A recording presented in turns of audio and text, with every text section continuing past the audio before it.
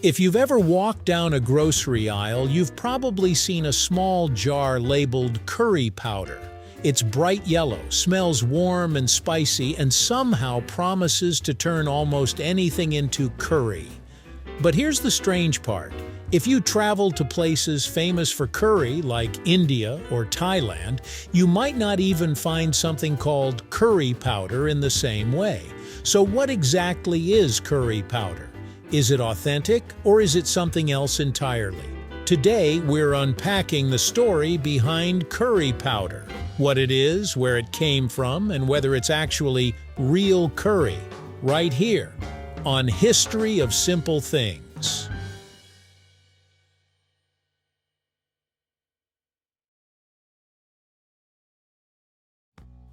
To understand curry powder, we need to go back a few hundred years. The word curry itself is believed to come from the Tamil word kari, which simply means sauce or spice dish. In South Asia, people have been cooking complex, spice-rich dishes for thousands of years, but they didn't use a single fixed blend called curry powder.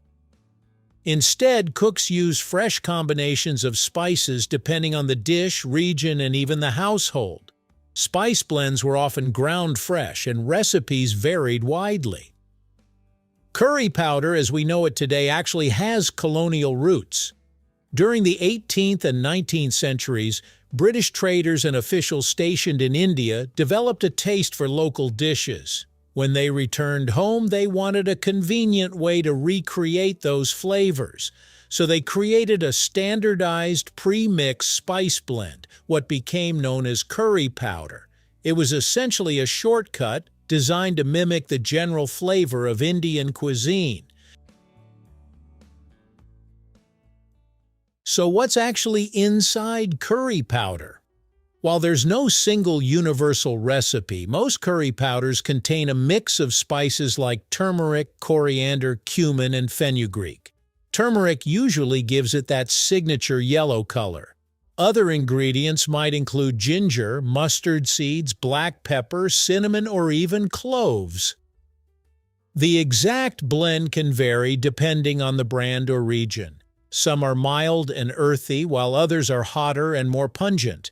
But the key thing to understand is this: curry powder is not one traditional recipe. It's a general-purpose blend.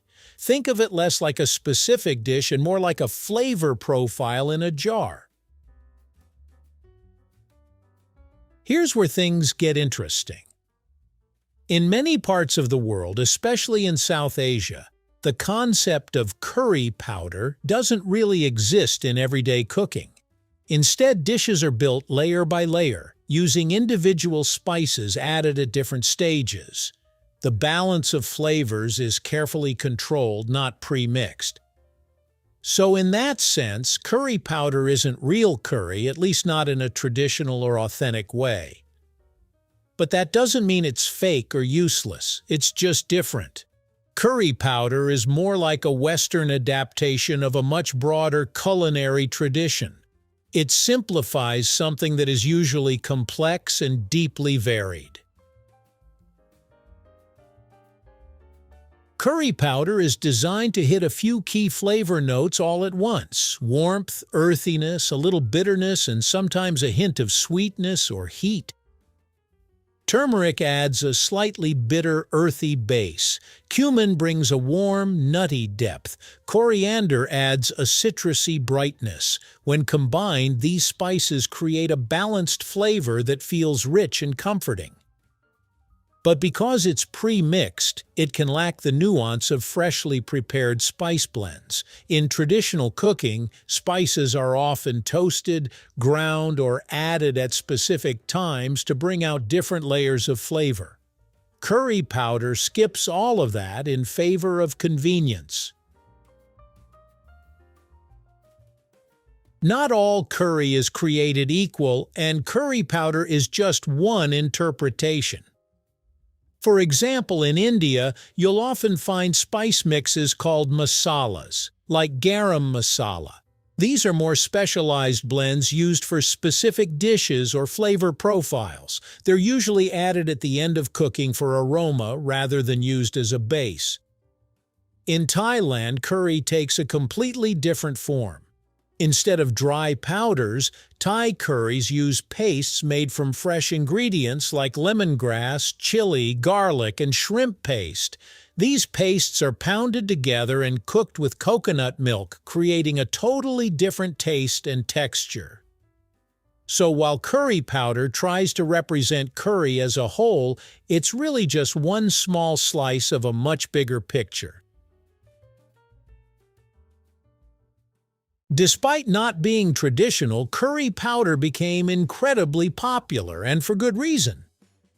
It's convenient, shelf-stable, and easy to use. You don't need to buy or measure a dozen different spices. Just one spoonful can transform a dish. For home cooks, especially outside of Asia, it offers a quick way to experiment with bold, unfamiliar flavors. It also became a staple in many cuisines beyond British cooking. You'll find curry powder used in Caribbean dishes, Japanese curry, and even some African recipes.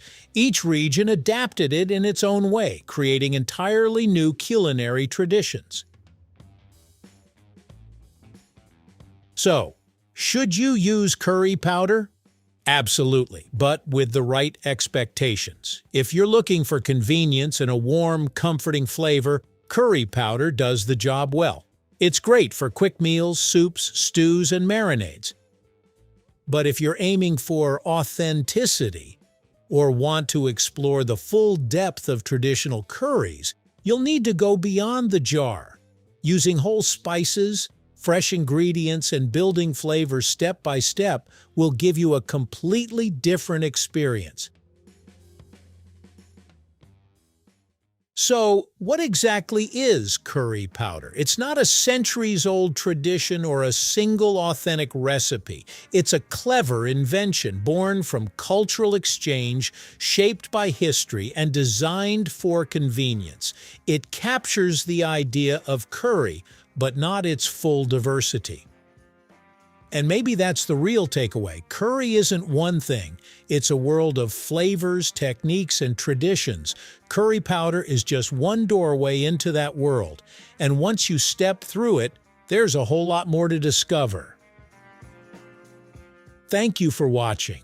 If you have suggestions for our next video, feel free to share them in the comments below.